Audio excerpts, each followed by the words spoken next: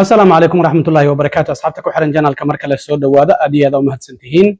maanta waa qamiis waana 11 bisha lixaad ee June sanadka 2026 muuqaalkan waxaan rabaa inaan idinku la wadaago waxa la yiraahdaa qayladii yeertanin bay qayr u tahay walaalkeen Cumar Cartan oo Mareykanku u diiday in uu soo galo si uu ciyaaraha koobka adduunka garsoorayaasha dhexdhexaadinaya uga mid noqdo hadda waxa loo dhiibay mid kamid ah ciyaaraha ugu qaalisan Europe ciyaar final ah oo u dhaxaysa labada kooxood ee koobka koobaad iyo midka labaad ee Europe soo kala qaaday 12 bisha soo socota ciyaar ay yeelanayaan ayaa loo dhiibay oo xiriirka kubadda cagta ee Europe ee UEFA ay u dhiibeen haddaba ciyaartaasi xagee lagu qabanayaa goorma ayay dhacaysaa dadka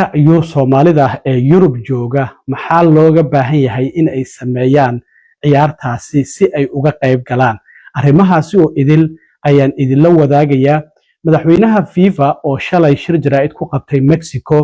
oo arinta Cumar Cartan wax laga weydiiyay arinta Iran oo iyagana Mareykanka in ay saldhig ka dhigtaan ahayd oo hadda Mexico ka dhigtay oo laga weydiiyay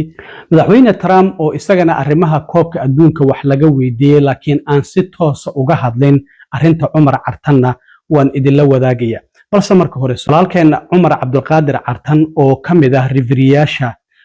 loo xushay koobka adduunka inay dhexdhexaadiyaan in Mareykanku ay u diideen in uu soo galo oo airportka Miami markii uu ka soo degtay 10 saacadood ka badan airportka lagu hayay markii dambana dib loo celiyay markii hore waaxda USCIS ta gaar ahaan qaybta customiska waxa ay yiraahdeen arrimo baaritaanka la xiriira darteed ayaan u celin markii arintii caalamka oo idil ay wada gashay oo warbaahinadii caalamka ay soo wada qaateen celinta la celiyay ay waxay yiraahdeen argagixiso ayuu xiriir la leeyahay marka laba hadal oo kala duwan oo iskhilaafsan ayaa dawladda Mareykanka ka soo baxday oo arintiisa la xiriirta wakiil shalay Muqdisho ku laabtay si weyn loogu soo dhaweeyay stadium Muqdisho sidoo kale ciyaar saaxiibtinimo uu ku dhexdhexaadiyay oo kumanaana ay soo galeen reer Muqdisho waan idinka mahad celinaa sida halyeeygeena aad u soo dhaweyseen haddaba arintaasi markii ay dhacday Cumar Cartan waxaan horta FIFA uga mahad celinaynaa in riveriyaasha ay soo xusheen ay ku dareen maadaama uu noqday riveriga ama garsoorihii ugu wanaagsanaa qaaradda Afrika sanadkii la soo dhaafay ee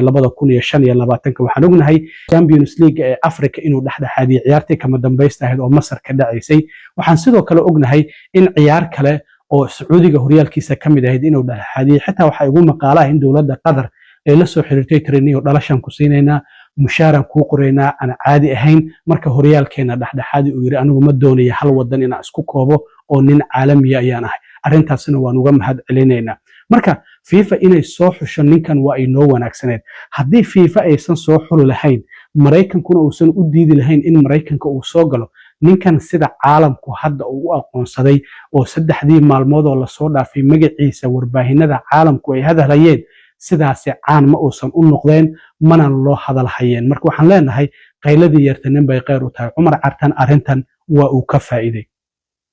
haddaba marka ciyaarta kama dambaysta ah ciyaar waxa jirto labada kooxood ee koobabka Europe koobka koobaad ee UEFA Champions League iyo koobka labaad ee Europa League ku soo kala guuleysta koob la yiraahdo Super Cup ayay wada ciyaaraan ka hor inta aysan horyaalada bilaaban marka waxaan ognahay Champions League PSG ayaa ku guuleysatay waatii Arsenal Real uga qaaday sidoo kalena koobka Europa League waxa ku guuleysatay kooxda Aston Villa ee wadanka Ingiriiska labadoodu marka koobka Super Cup-ka 12 bisha Agosto ee 8aad ayaa waxay ku ciyaarayaan garoonka la yiraahdo Red Bull Arena oo kooxda Salzburg ay leedahay ee wadanka Austria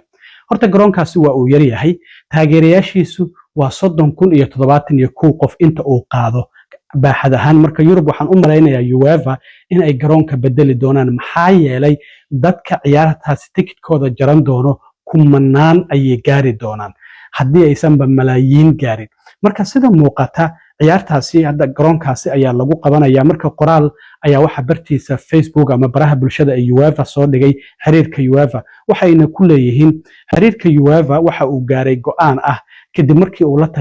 tashtay xiriirka kubadda cagta ee qaaradda Afrika ee CAF in madaxweynaha xiriirka kubadda cagta ee UEFA ama Europe Nicolas Alexander Seferin wuxuu yiri Cumar Cartan waa garsoore aad u daayar isla markaana khibrad leh waxa uuna caddeeyey in uu tartamada caalamiga ah uu dhexdhexaadin karo sida waxaana ka mid ayuu yiri tartanka xiriirka kubadda cagta ee qaaradda Afrika wuxuu yiri kubadda cagta waxa loo sameeyay dadka inay isku xirto sidaas darteed UEFA xiriirka kubadda cagta ee Yurub waxay doonayaan in ay xushmad tusiyaan Umar Cartan maadaama uu yahay garsoore xirfadiisa dhexdhexaadintu ay aad u sareyso isla markaana waa uuna sidoo kalena mutaystay arintaasi maxaa yeelay waxa loo magacaabay amaba koobka adduunka inuu dhexdhexaadiyo haddana wuxuu yiri waxaan aad ugu faraxsanahay saaxiibkay xiriirka kubadda cagta ee Afrika ninka madaxda ka ah Patrice Motsepe ninka la yiraahdo in uu igu taageeray fikirkan aan soo jeediyay oo ah ciyaarta Super Cup ee PSG Paris Saint-Germain oo Faransiiska iyo Aston Villa oo Ingiriiska inuu marka ninkan madaxda ka xiriirka kubadda cagta ee qaaradda Yurub ee Alexander Seferin aad ayuu u amaanayaa xirfadda garsooranimo ee Umar Cartan waxa uu leeyahay waa nin iscadeeyay isla markaana banaanka dhigtay xirfadiisa sidaas darteed ayaan waxa uu la xiriiray madaxweynaha xiriirka kubadda cagta ee qaaradda Afrika waxa uu yiri waxaan doonayaa inaad ii ogolaato maxaa yeelay ninkan Yurub kama tirsana waxa uu ka tirsan yahay xiriirka kubadda cagta ee qaaradda Afrika garsoore ahaan marka la yiraahdo marka sidaa darteed wuxuu waan ka codsaday wuuna iga ogolaaday waan uga mahad celinayaa inuu iga ogolaaday in aan ciyaartaasi u dhiibo marka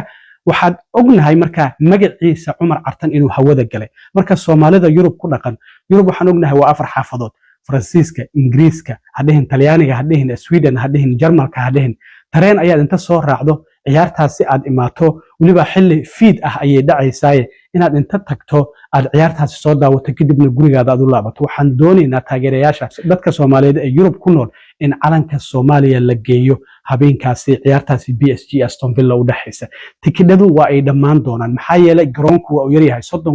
30,071 qof ayaa qaada already marka aad Google-ka hadda aad ka eegto ciyaartaasi waxa isla markiiba hore kaaga soo baxaya Umar Cartan inuu dhexdhexaadinayo waana UEFA waa ay soo qortay page-kooda Facebook ay ku soo qoreen Sky Sport waa ay ka hadleen marka Soomaalida Yurub ku dhaqan waxaan leeyahay ciyaartaasi tikidhada hala jirto waa kulankaasi uu dhexdhexaadin doono annagu uma tagayna ciyaarta inaan daawano haddii aan Soomaalina waxaan u tagaynaa inaan garab istaagno walaalkeen Umar Cartan dad fara badan oo caalamka ayaana imaan doona waxa laga yaabaa xitaa UEFA inay garoonka bedelaan maxaa yeelay 30,000 ayuu qaadaa markay arkaan tikidhada la jaranayo iyo sida loo dalbanayo tikidhadaasi waxa macquul ah in garoon weyn oo 70,000 ama 100,000 ama 80,000 ama 90,000 qaada inay u bedelaan marka arintaasina waa ay dhici kartaa walow already hadda la dejiyay oo arintaasi adag tahay in la bedelo laakiin waa suuragal marka la eego maxaa yeelay ciyaarta Super Cup markii hore waxa tagi jiray taageerayaasha labada kooxood ayaa tagi jiray dad fara badan ma aysan tagi jirin laakiin hadda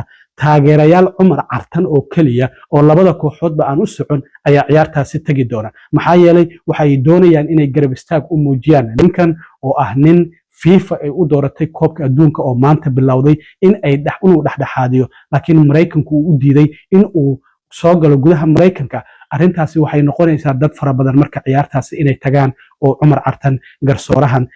ay taageero caalami ah ay u muujiyaan marka Soomaalida waxaan idin leeyahay arintaasi tikidhada hala jarto garoonkaasi Red Bull Arena Salzburg Austria ayuu ku yaalaa kooxda Salzburg waxaan ognahay ciyaartooy fara badan ayaa hore ugu soo ciyaaray Maxamed Saalax kamida Erling Haaland kamida oo hadda Man City u ciyaara waxa kamida Szoboszlai oo Liverpool u ciyaara ciyaartooy fara badan oo caalami ah hadda kooxaha waaweyn Yurub u ciyaara ayaa kooxdaasi soo maray marka arintaasina waa kana hadda marka Google-ka marka aad ku qorto ciyaartaasi Aston Villa iyo PSG u dhaxaysa 12 bisha ayay dhacaysaa waxaana sidoo kale garoonka ayaa ku qoran intuu qaado garsoorana waxa ku qoran Umar Cartan inuu referee ka yahay marka magacii Umar Cartan markii hore Afrika oo kaliya ayuu ku koobnaa laakiin hadda caalami ayuu noqday oo caalamka ayuu galay dhinaca kale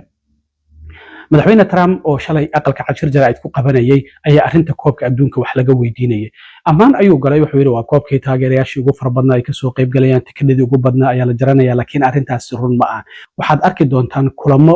koobka adduunka oo la ciyaarayo oo garoomadu ay cidla yihiin oo cid daawanaysa aysan jirin maxaa yeelay inta badan wadamada Afrika 9 wadan oo uga qayb galaysa taageerayaashooda waa loo diiday Iran sidoo kale waa loo diiday wadamo fara badan hadda waxaan arkayaa wadamada loo diiday dadkooda inay yimaadaan waxa kamid ah Afghanistan Chad Republic of Congo oo ciyaaraysa Equatorial Guinea Eritrea Haiti Iran Libya Myanmar Somalia Sudan Yemen qof ka socda wadamadaasi looma ogolaan taageer ahaan xitaa inuu u yimaado marka waxa la weydiiyay marka madaxweyne Trump maxaa dadka viisayaasha loogu dhibayaa in ma imaanaya Maraykanka oo taageerayaasha iyo wariyaasha iyo u badan iyo waliba mas'uuliyiinta kooxaha wuxuu yiri arrintaasi si dhow waxaan ugala shaqeynaynaa ayna madaxweynaha xiriirka kubadda cagta adduunka ee FIFA Gianni Infantino ninka la yiraahdo bal Trump oo wax yar arrintaas xitaa waxa la yiri bari waxa bilaabanaya la yiri shalay ayaa su'aashan la weydiinaya moogtahay bari waxa bilaabanaya tartankaas maxaa bari bilaabanaya uu yiri Trump isaga nafsadaantiis waxa muuqatay inuusan ka warqabinba in uu bilaabanayo koobkii adduunka oo arrintaas markii su'aasha la weydiinay bal wax yar ila daawada. It starts tomorrow, and what's the World Cup? Yeah, the soccer World Cup, the football World Cup. Most successful World Cup they've ever had. Exactly. They've never sold tickets at that level. They've never sold that many tickets so quickly. It's amazing because you don't think of soccer. We use the word football, soccer, right? But you don't think of soccer in this country. It's the most successful. I spoke to Johnny this morning. He's fantastic, and he's the boss. He said there's never anything close to what's happened. But the success, some people are afraid that it's going to be harder and harder to get visas to come from outside. Can you? Well, we're working on it very closely to make sure the right people come into our country. adduunka ee FIFA oo isaguna shalay shir jaraa'id ku qabtay Mexico oo ciyaarta furitaanka maanta ay ka dhacday isla markaana u dhaxaysa South Africa iyo waliba Mexico ciyaarta furitaanka ee koobka adduunka lagu furayo ayaa arrintan wax laga weydiiyay wariye BBC-da ka tirsan ayaa waxa uu weydiiyay madaxweyne waxaa jirta in referee caalami ah oo aad soo xushay loo diiday in uu Maraykanka soo galo sababa waxana lagu eedeeyay inuu argagixiso xiriir la leeyahay waxaa jirtay Iran inay bedeleen Maraykanka oo saldhig ay ka dhigan lahaayeen maadaama waxaan ognahay Maraykanka iyo Iran dagaal ayaa ka dhaxeeya oo Mexico hadda saldhig ay ka dhigteen xitaa markay Maraykanka ku ciyaaraan isla markiiba ay Mexico ku laabanayaan oo Maraykanka inay ku hoydaan aan loogu talagelin adiguna horey waxaad u tiri shakhsiyan tartan caalami ah oo noocan oo kala markuu dhacayo waxay dadku xaq u leeyihiin freedom of movement in dhaqdhaqaaqa dadka loo fududeeyo in ay soo galaan halka dhacdadaasi ay ka dhacayso marka ma muuqata arrintan waji gabax inay kugu tahay isla markaana sidoo kalena aad lumisay xakamayntii tartankii adigu aad mas'uulka ka ahayd ee koobka adduunka marka si toosan ma uusan uga jawaabin wuxuu yiri BBC ayaa ka socota Soomaaliya Ingiriiska sanadka 2035 waxaa lagu qabanayaa koobka adduunka ee haweenka sida hadda qorsheysan oo filayo yiri marka ma wax caadi ah ayaad u aragtaa in wadanka Ingiriiska xiriirka kubadda cagta adduunka ee FIFA ay u yeeriyaan dadka wadankooda soo galaya iyo dadka waliba wadankooda ay u ogolaanayaan iyo dadka aysan u ogolaanin arrintaasi wax caadi ah miyaad u arag qaabkaasi ayuu uga jawaabay marka waa uu ka meermeeray oo ma uusan dhihin waan ka xunnahay refereegaasi ama garsoorahaasi caalamiga ah oo garsoorayaasha aan soo xulnay ku jiray in loo diido Maraykanka inuu soo galo inaan korsoona intuu dhihi lahaa uu difaaci lahaa garsoorihii uu soo xulay isagu xiriir kubadda cagta adduunka ay soo xuleen marka geedaha ayuu ku wareegay oo su'aashii qaabkan ayuu uga jawaabay bal wax yar ila daawada qaabka uu uga jawaabay su'aashii la weydiiyay madaxweynaha xiriir kubadda cagta adduunka ee FIFA Gianni Infantino. Dan Rowan, BBC. Mr. President, you say people should chill and relax about these situations, but you've got one of the world's top referees told he can't enter the United States, sent back home, accused of having links with suspected terror organizations. We have Iran having to change their training base here to Mexico. We have fans and journalists from a number of countries who aren't able to attend this World Cup because of travel bans or visa restrictions. You yourself have said in the past how important it is to have freedom of movement at a global event like this. You've said how inclusive it is, how welcoming it is as well. Are you embarrassed, therefore, by what actually has come to pass? And do you have to accept that you've lost some control of your own tournament here? Thanks for you're from BBC. You know, in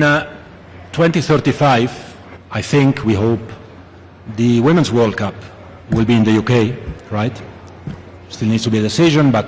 looks like. Would you find it normal that FIFA